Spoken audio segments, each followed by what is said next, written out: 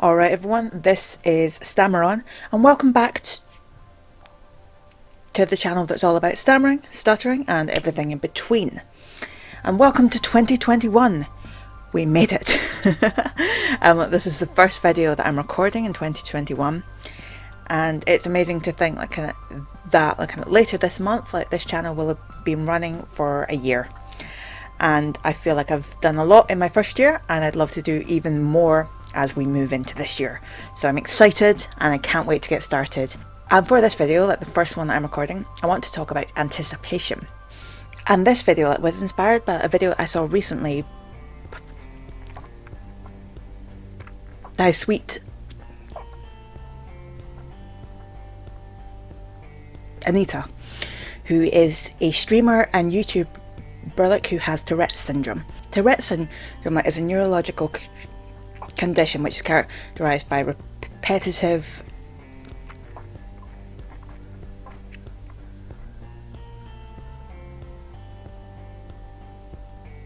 involuntary movements. And what she did in one of her most recent videos is she had one of her friends read her the alphabet, and as the alphabet was being read to her, they saw whether it sparked any tics. And I've seen this going around the kind of TikTok as well, with some other kind of content creators with Tourette's. However, there was something which Anita said partway through the challenge which really interested me. And that was she said that it wasn't necessarily the sound itself which was triggering her tics. It was the anticipation. And I am not an expert on Tourette's. If you want to learn more about Tourette's, please go and watch her video. I will link it down below. And there's also a fascinating episode of the Distraction Pieces podcast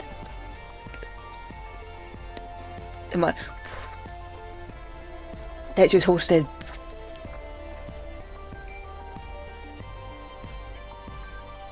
by Screwbase Pip,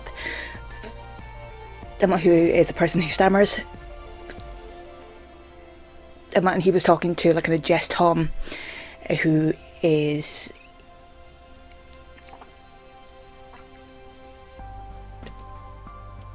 a performer with Tourette's, and that is a fascinating episode. And they talk about Tourette's, they talk about stammering, they talk about the links, and yeah, I would very much recommend that as well. I will also link that down below. Want to know what's happening to me? Sure. I'm an android. I'm anticipating. I know in the wait. I'm just having to anticipate the letter is making me picture the letter. So the word association is happening before you even say a fuck, say a thing. And because there's an anticipation, my brain is scattering. It's literally a trigger to go through this like this. Because of the anticipation, it's not hearing the letters. It's the anticipation. That's what's triggering it. However, the reason I wanted to talk about this is because when she spoke about anticipation and the fact that it was the anticipation which actually kind of triggered her tics, it reminded me a lot of stammering. And that is because when we stutter,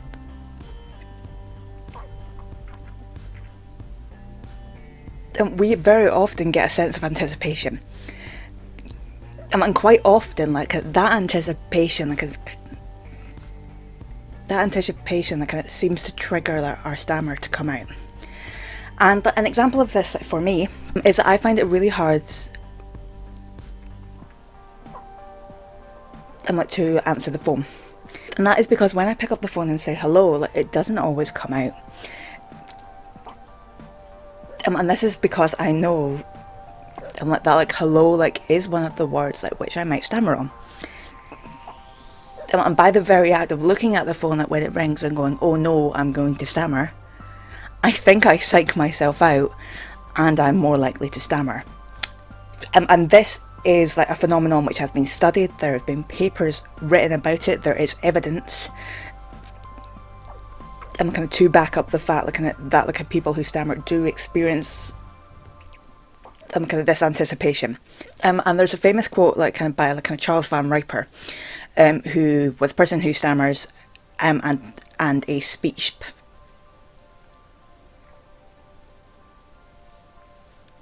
pathologist, where he said that kind of stuttering is everything we do when trying not to stutter. And what he means by this is the very act of us being like, oh no, I'm not allowed to do this, I'm not allowed to stutter, I can't stutter, I'm going to stutter, we trigger that stutter in ourselves.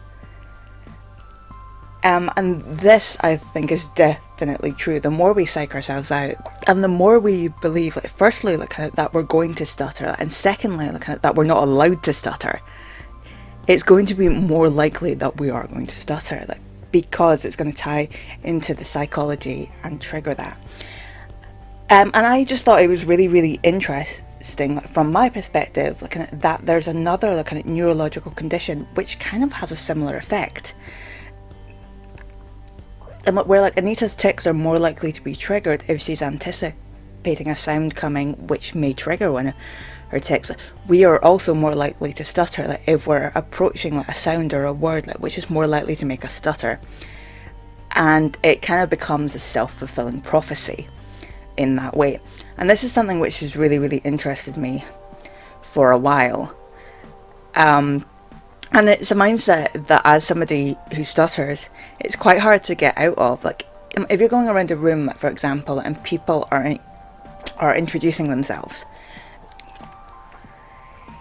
and you can see the moment getting closer and closer to you, where you're going to have to introduce yourself, and you know that you stammer on your name, and then of course you're going to be working yourself up, and almost not even listening to the other names, because you're so worried about this moment where you're going to have to say your name. And that is a very, very common thing. And I also had a thing recently where I was playing a game with some of my friends, and it was called Categories, which is similar to a game called Stop the Bus that I played back in school. And it's basically, you're given a letter of the alphabet and then a bunch of categories, and you need to write down one thing for each category. And then at the end of the round, all of us had to read out our answers. And as I was waiting to read out my answers, I was like, okay, I've got a letter that I think I'm going to stick on. I think I'm going to stammer. And I stammered on almost every single answer. And it was fine.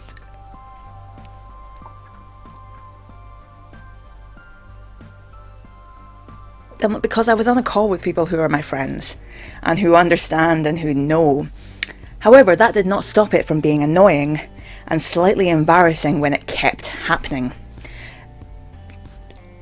And the reason it kept happening was because of this anticipation, because I was winding myself up and being well, I'm going to stammer and it's going to happen and I'm certain it's going to happen, and then of course it happened.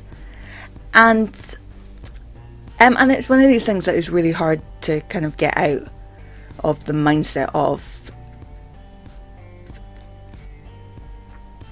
it, well, because naturally, if you have any kind of speech impediment or any kind of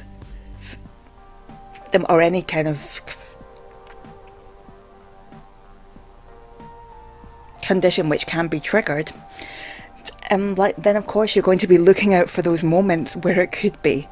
And even in the moments where you have full permission to tick or to stutter, it can be hard to pull yourself back and be no, it's fine if I do, and there's nothing wrong. And however, yeah, still occasionally I get embarrassed when it does happen, especially, I think as well, a kind of total tangent, I think because I get more annoyed with myself because I know that I've partially caused it by winding myself up. And that's where I'm at this point with my stutter. I'm no longer annoyed at my stutter. I'm annoyed at my reactions to my stutter. I'm annoyed that I'm annoyed at myself. I'm annoyed that I'm still slightly ashamed of it, still frustrated by it. And I'm I shouldn't be thinking that way because it's not my fault. But I think that's the hardest thing about any path to acceptance of this sort of condition. Is you need to go easy on yourself, and you need to stop beating yourself up. When your instinct is to still be frustrated or still feel some kind of shame, because that's how society has programmed you to see it. and that's now what we're trying to fight back against. But of course, like, some of that, like, kind of self-stigma, and I'm putting these expectations on myself, are going to still be there, because that is the society that I live in. And yeah, sorry, that was a total tangent. But coming back to anticipation, I just thought it was really, really interesting, like, that there are different kind of neurological conditions, like, which can share these very, very similar things. And I would love to learn more about different kind of neurological conditions and see, like, where they link into stammering, where they don't. Like, because of course, like, Tourette's is a completely different thing to stammering. However, there are these parallels. So I just wanted to hop on and do a little ramble, because of that. And I hope that you find it as interesting as I do. As I say, there are lots of studies looking into this around stammering. And I had a look in regards to kind of to like Tourette syndrome as well. However, I was only able to find like one article from the last kind of 10 years which seems to talk about it. I would love to know if there's more evidence out there about this. And yeah, I'm going to leave it there for now. I might still thank you very much for watching. I will link everything down below.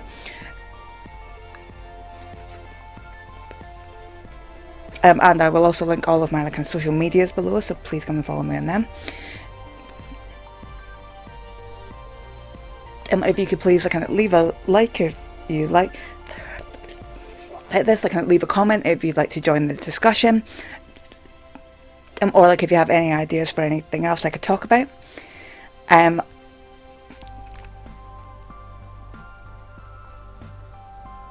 don't forget to hit this subscribe button if you want to see more from me in the future, and I will see you in the next one. Bye.